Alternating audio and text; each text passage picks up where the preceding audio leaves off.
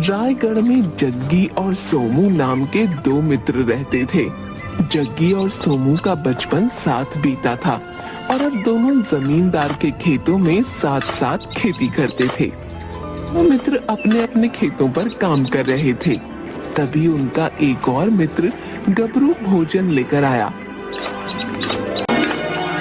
और दोनों को आवाज लगाई। अरे भाइयों, जग्गी, सोमू, अरे जल्दी आओ भैया, मैं तुम्हारे लिए भोजन ले आया हूँ। दोनों आ गए और खेत में ही जमीन पर बैठ गए। गबरू, तू भी बहुत मदद करता है। अरे भैया, मैं कछु ना करूँ भैया। अब तुमने हमें सहारा दियो है, अब हम इतना तो कर ही सके है भैया। बाकी कछु और करने लायक तो है ना।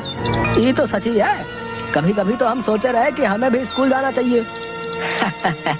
हाँ, हंस लो भैया, हंस लो है। इसीलिए तो हम स्कूल से बाहर आए हैं, क्योंकि सब हमारी लंबाई पर हंसे रहे। हाँ हाँ, चलो अब तीनों भोजन करते हैं। हाँ भैया, जय हुई ना बात। जग्गी, सोमू और गबरू तीनों भोजन करने लगे। गबरू दोनों को अपनी बातों से हंसा रहा था।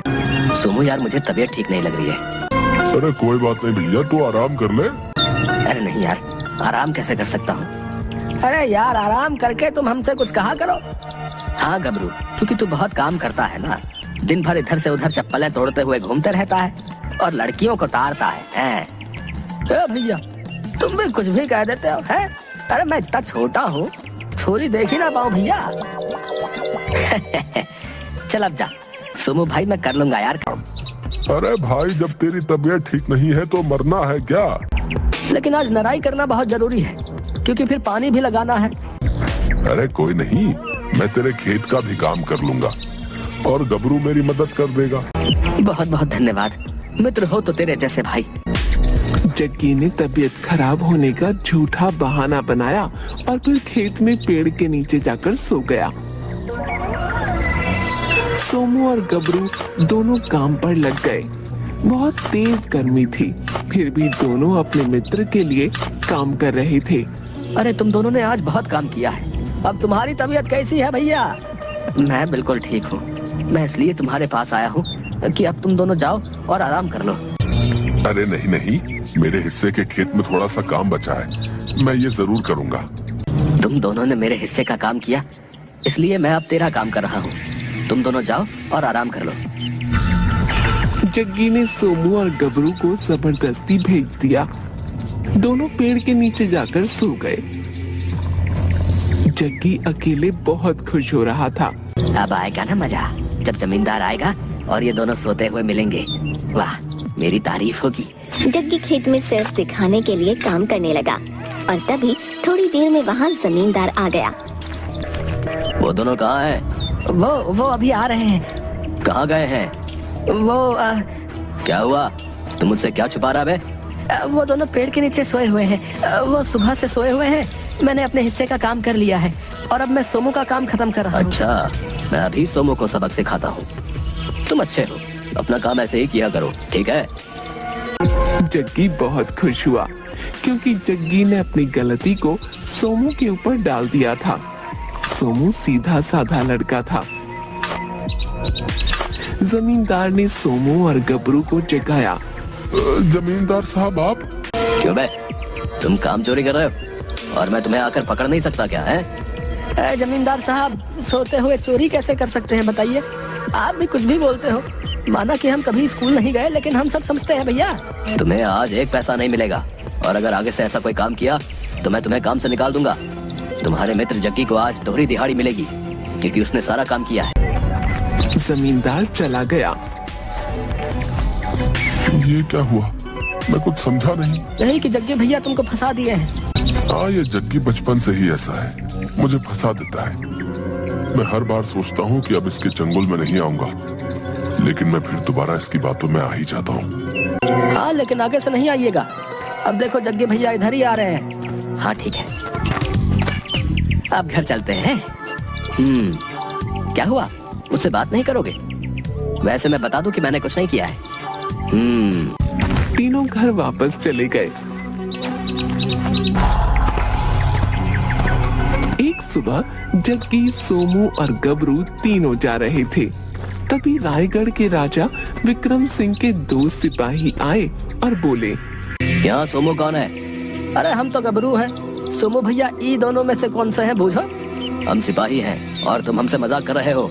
अभी कैद कर लेंगे। क्षमा क्षमा भैया, हमारी जुबान फिसल गई, माफ कर दो। जी मैं सोमू हूँ, मुझे बताइए कि क्या हुआ।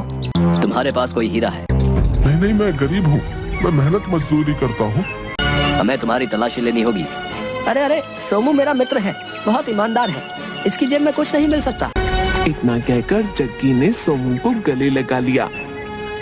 हमें तलाशी लेनी होगी।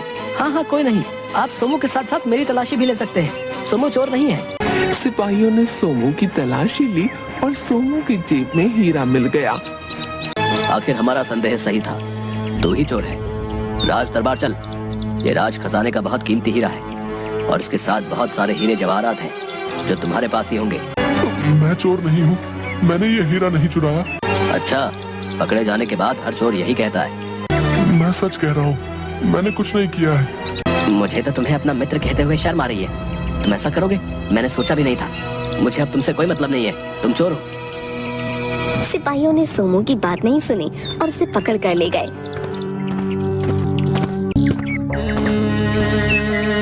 गबरू की आंखों में आंसू थे, लेकिन जग्गी मुस्कुरा रहा था।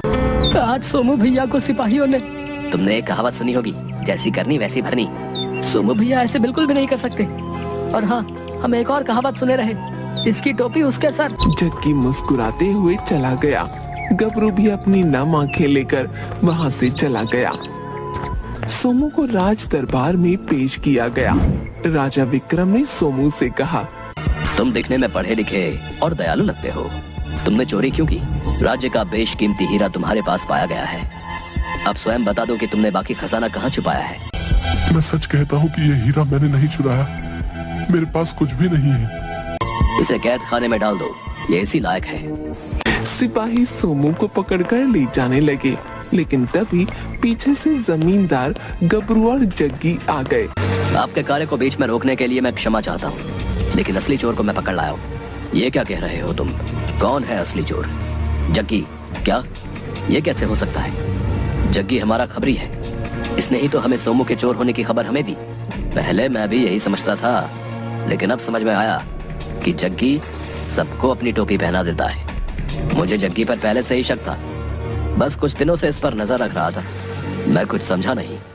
पिछले दिनों जग्गी एक धन की पोटली लिए नगर में जोहरी की तलाश कर रहा था। मुझे यह मौका सबसे सही लगा। मैं नकली जोहरी का वेश बनाकर उसके सामने आया। अरे बरखुरदार, इतनी हड़बड़ी में कहाँ भागे जा रहे हो? श्रीमान, अभी मैं जल्दी में हूँ, नगर में किसी जोहरी की तलाश में जा रहा हूँ, मुझे कुछ धन बेचना है।